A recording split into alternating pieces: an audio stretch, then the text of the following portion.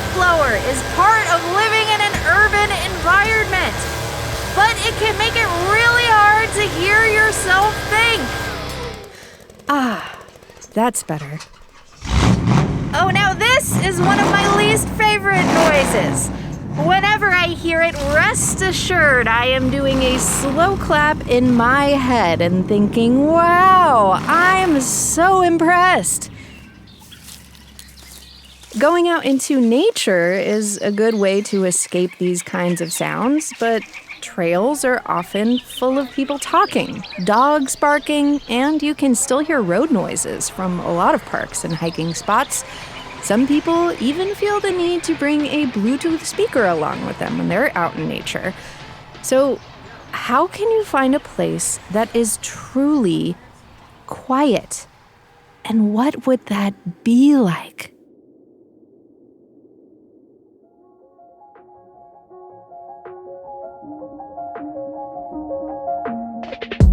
From the Gert Boyle Studio, I'm Jen Chavez, and this is The Evergreen, a podcast from OPB about the place you call home.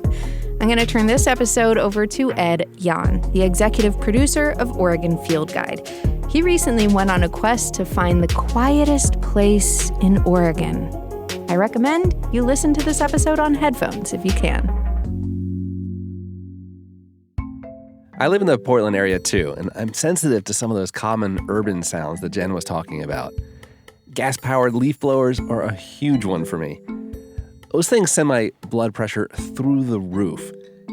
And if I want to escape some of the noise of the city, one of the places I can go to is Mount Tabor Park. It's built on top of this extinct volcano, and from the summit you can take in this spectacular view of the city. It's also been designated the first urban quiet park in the United States by an organization called Quiet Parks International. And Mount Tabor falls into this category known as urban quiet. Urban quiet is probably the most successful quiet because it's quiet parks within cities. Nick McMahon is director of Quiet Trails for Quiet Parks International. The nonprofit's stated mission is to save quiet for the benefit of all life. Nick is also a natural sound recording artist, and seeking out quiet places isn't just part of his work. I also do it independently out of joy and passion for nature. And this interest, I guess, sort of started like listening to small droplets of water under rocks while I was hiking in the Cascades and just finding that sound really fascinating. As someone who records sounds professionally, he's not just listening for quiet, but he's trying to capture it. When I set out to find the quietest place in Oregon for our OPB video series, Oregon Field Guide, he seemed like the perfect guy to bring along. Quiet is, subjective. It's going to be different for everyone. There's a lot of ways to measure it with decibel readers and different tools, but, I think a person who lives on a farm in a quiet community, maybe away from a highway, is going to have a different experience or relationship with quiet than someone who lives in Portland or Seattle. Our third traveling companion was OPB photographer Brandon Swanson. I think that what it looks like will be pretty straightforward. I got a handle on that, but for recording sound at the quietest place, how do you capture an absence of something? Brandon asked great questions, and that's one of the reasons I wanted him to be part of this project. Because when we started out, all we had in hand were 3 points on a map. They were generated by some researchers using computer modeling, and they took into account things like airplane flight paths and proximity to roads, trains, other infrastructure. But no one had ever actually been to these places to measure how quiet they are. 2 of the places were actually locations where the Oregon Field Guide team had been to film for other stories, and I've been there, and I remember how quiet they were. So I was super excited to check out this third location that I'd never been to, located in rural, like way out there, deep southeast Oregon. I'd be willing to bet in the history of humanity, no one has ever camped at that exact spot right there. Right. So we packed up our gear, we hit the road, and we stopped in the small city of Burns to take some readings on our little handheld decibel meter. This thing basically measures sound volume, and it's affected by how close you are to a noise. Standing on the sidewalk in a commercial area, we got decibel readings in the high 60s to low 80s when this huge truck went by. Human conversation is kind of known to be around 60 decibels. Here, that car that just went by was at like 73, which means we have to talk a little louder to be able to hear each other, right? The reading is, I guess, just showing us what we already are experiencing, that having that increased noise and increased need to speak louder, it's going to give us a different kind of relationship with communication. What I learned was that decibels are logarithmic, meaning that each decibel increase is equal to a 10-fold increase in the intensity of the sound. So 20 decibels is 100 times louder than 0 decibels. And if you're thinking, hey, anything multiplied by 0 is 0, well, I don't make the rules. Some scientists out there picked 0, not 1, as the lowest threshold for sound. But anyway, Nick explained that the lowest possible reading that we could probably expect would be about 30 decibels. And at that point, if we breathe, it'll go up a decibel. That would be ideal. That would be a very quiet spot. We made another stop before reaching what we hoped would be the quietest place in Oregon. Nick took us to one of his favorite places to record natural sounds, the Malheur National Wildlife Refuge in eastern Oregon. It's a beautiful, expansive landscape, and it smells great, like all the sagebrush. But we wanted to get to a specific spot that Nick had in mind. Initially, I came here 2 years ago, and it was fascinating sounds, the birds like I'd never heard before. And I think we're starting to hear them picking up again, which is exciting for me to revisit that. But also as the sun gets lower and kind of being able to just take in the whole picture here, it's really, you can kind of hear it settling even between the wind. It settles down, and you can start hearing the communication between the animals, and just the silence really starts to feel like a part of you too. You kind of feel that settling. It's just really beautiful. Now you can tell that Nick is a trusting person because he left his recording gear out at the wildlife refuge all night long. And what he captured was not exactly quiet.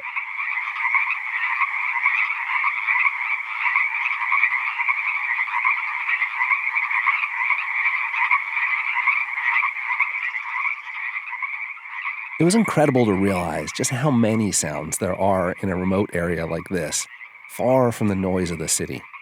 I mean, it's not quiet, but unlike noise that might be equal in volume in the city, the noise out here is something that settles the soul, unlike, say, my nemesis, the leaf blower. Our photographer, Brandon, put it this way. It's crazy how once you start consciously paying attention to sound, how pervasive it is. Yeah. And I can't help but think that we just weren't wired to handle the constant cacophony that we're subject to in everyday life, you know?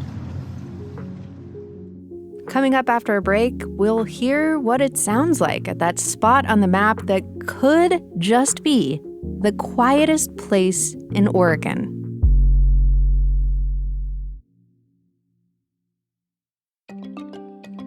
Thanks for listening to The Evergreen, our podcast from OPB about the place you call home. If you dig what you hear, subscribe to us on your favorite podcast app, and we'll brighten your Monday morning a little bit with something new and exciting to listen to each week. You can also follow OPB on Instagram at OPB Photo, and we'll keep you posted on what Team Evergreen and all our friends at OPB are up to. And remember, this episode about quiet places and all the great OPB reporting and storytelling you hear and don't hear on this show is made possible by the support of many thousands of OPB members. That is the beauty of public media, my friends. Support our journalism by becoming an OPB sustaining member today at opb.org/pod. And one more quick note before we get back to today's episode, we are going to be doing a live taping of The Evergreen in just a few days. It's happening this Thursday, March 6th at the Tomorrow Theater in Southeast Portland. Come join us in the audience and hang out with us in real life. You can find details at opb.org/theevergreen. And now, back to Ed Yon and his search for the quietest place in Oregon. I've always found comfort in natural spaces, and I know I'm not alone. America in particular started this movement to protect special places as national parks, as wilderness areas. And there's other mechanisms that preserve wild and scenic rivers and scenic corridors.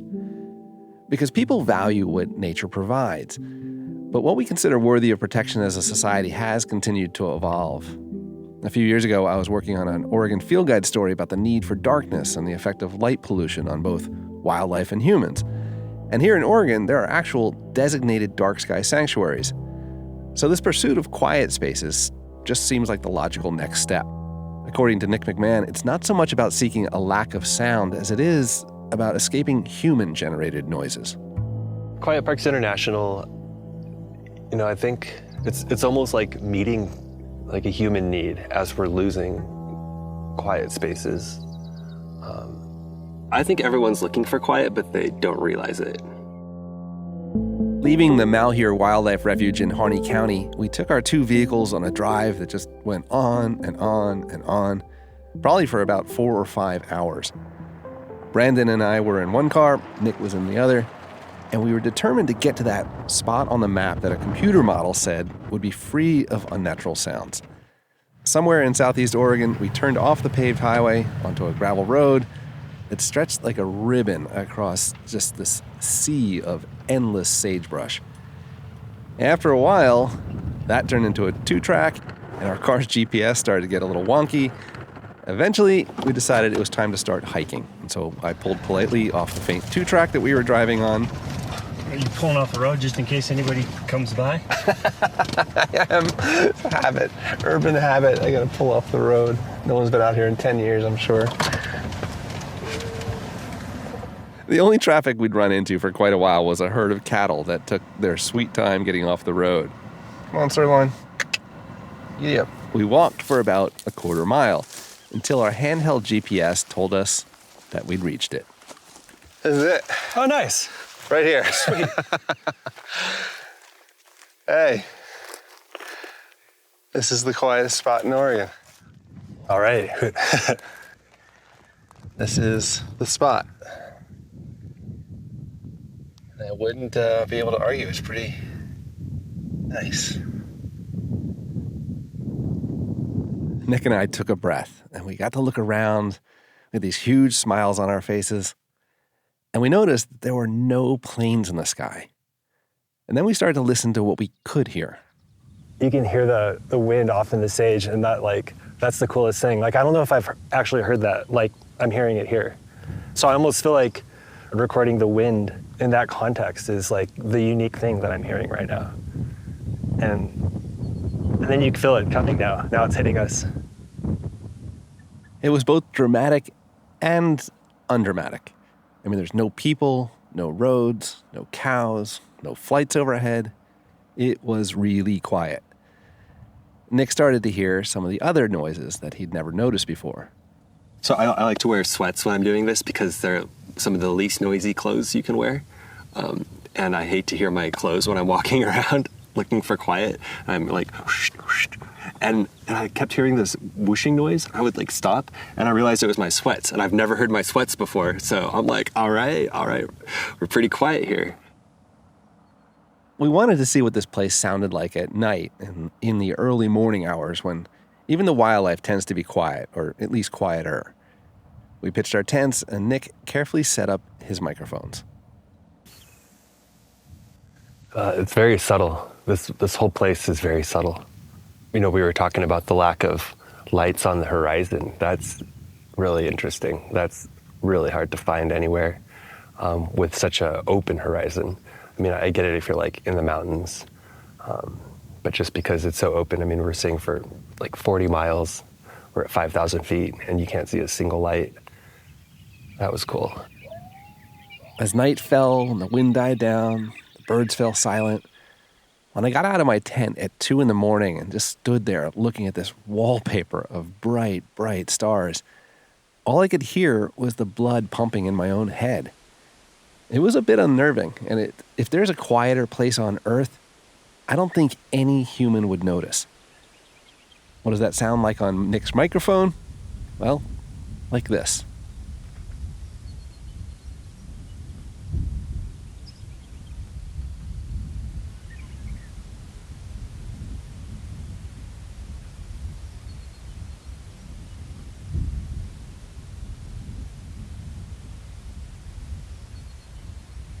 This almost eerie quiet was fleeting, even in this remote place. As the sun started to rise, the wildlife began to wake up.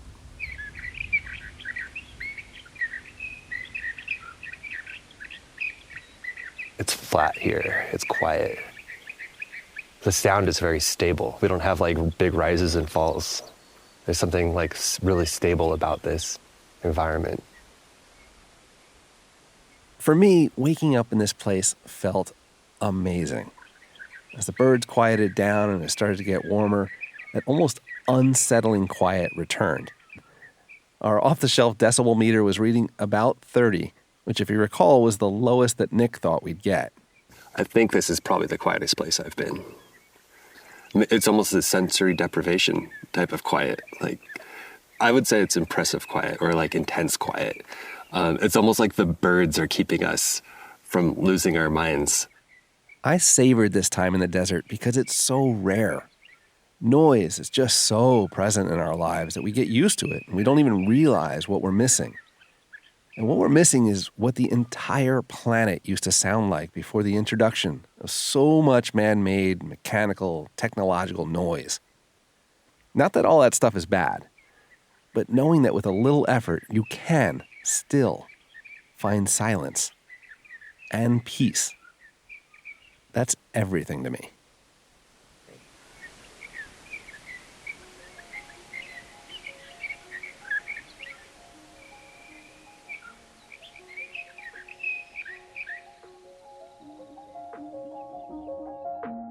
Ed Yon is the executive producer of Oregon Field Guide and the executive editor for OPB's Science and Environment team.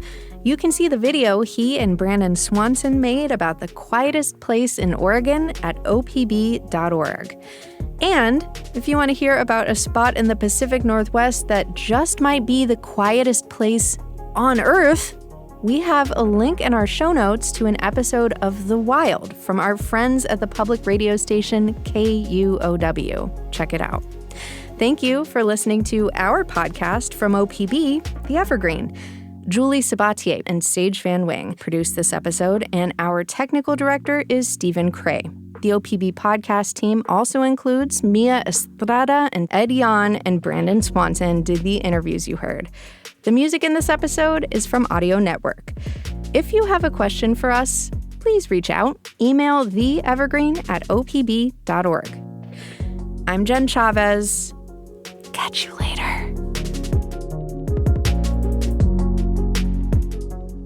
But what happens if we get out there and it is just the most ugly looking place we've ever seen? There are no ugly places in Oregon. Okay, touche.